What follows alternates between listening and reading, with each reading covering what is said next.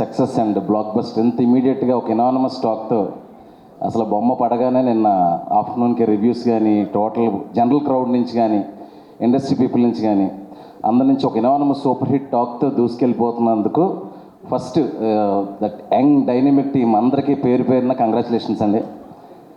And including my producer గారు Cherry గారు and బ్యానర్కి అందరికీ యాక్ట్ చేసిన వాళ్ళందరికీ బిహైండ్ ద టెక్నీషియన్స్ అందరికీ కూడా మనస్ఫూర్తిగా నాకు కంగ్రాచులేషన్స్.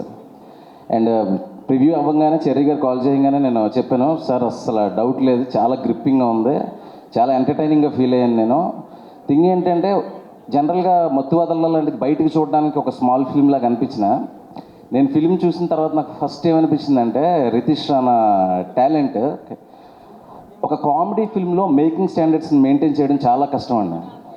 ఎందుకంటే చూడడానికి బయట కామెడీ ఫిల్మ్లా కనిపించిన లోపలికి వెళ్ళాక ఒక మంచి షార్ట్ మేకింగ్ ఉంది, ఒక బ్యూటిఫుల్ విజువల్ కొరియోగ్రఫీ ఉంది, ఒక ఎక్స్ట్రానరీ మ్యూజిక్ ఉంది. కాలభైరవ నువ్వు ఈ సినిమాకి మూడో హీరో అని చెప్తాను నేనైతే నిజంగా.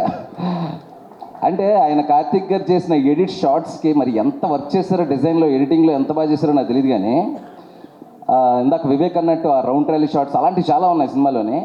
కరెక్ట్గా షార్ట్ లెంత్కి ఎగ్జాక్ట్ మ్యాచ్ మ్యూజికల్ కొరియోగ్రఫీ అనుకోవచ్చు. ఇంకా అంత బాగా చేశారు బ్రదర్. ఇంకొకటి నాకు కాలభైరవ బ్రదర్ మీద నాకు ఫస్ట్ నుంచి చాలా ఇంప్రెషన్ ఉంది. కలర్ ఫోటో కానీ కార్తిక్ నేను పర్సనల్గా ప్రతి సినిమాకి అప్రిషియేట్ చేస్తూ ఉంటాను.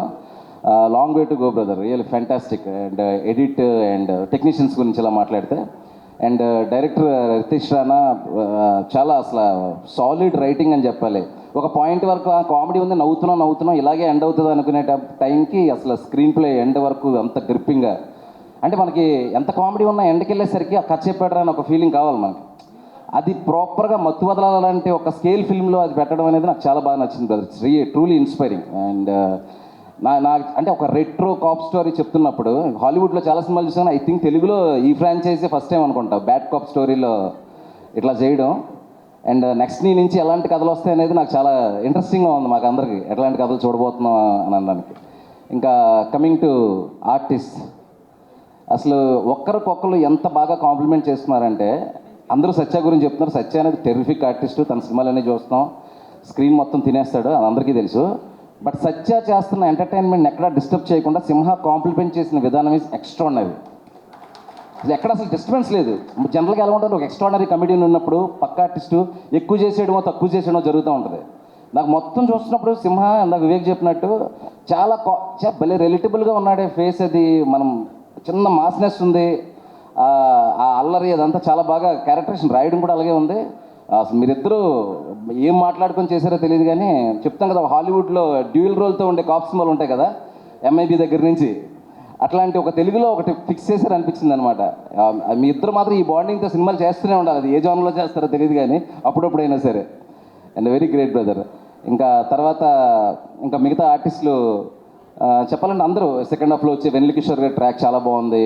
అండ్ అజయ్ పర్ఫార్మెన్స్ చాలా రోజుల తర్వాత ఆ స్టోరీలో ఉండే ఇంటెన్సిటీని ఫాలో అవుతూ ఉండేది చాలా బాగుంది.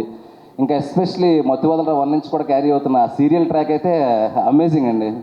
మీది ఎప్పుడు టీవీలో చూసినా కూడా ఫ్యామిలీతో భోజనం చేస్తూ చూసినా కూడా నవ్వుకుంటావు, తెలియకుండా ఒక స్మైల్ వస్తుంది. అండ్ మీతో పాటు ఆయన చేసిన ఆయన అందరూ డార్లింగ్ అందరూ చాలా చాలా బాగా చేశారు.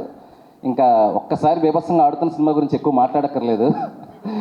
సో వన్స్ అగైన్ అందరికీ కంగ్రాచులేషన్స్ అండి. మత్తు వదల టు గ్రాండ్ సక్సెస్. ఆడియన్స్ అందరికీ గణేష్ నిమజ్జనానికి అటు మాస్ జాతర అయితే ఇటు కామెడీ జాతర అనుకోవచ్చు. థియేటర్కి వెళ్ళి చూస్తే బాగా ఎంజాయ్ చేయండి. బయట పబ్లిక్ కూడా ఏంటంటే ఒక మంచి రిలీఫ్ ఫిల్మ్ అండి. నేను కూడా మన ప్రివ్యూకి పిలిచినప్పుడు ఏదో నా స్ట్రెస్లో ఉండి అలా సరదాగా వెళ్ళి 2 గంటలు హ్యాపీగా నవ్వుకొని ఇంటికి వెళ్ళి హ్యాపీ పడుకున్నా. మీరు కూడా అందరూ సినిమా చూసి ఎంజాయ్ చేసి మత్తు వదలరా 3కి మళ్ళీ ఇంకో హైవే వేస్తారని కోరుకుంటున్నాను. చెర్రీ గారు రెడీగా ఉందా? నైస్.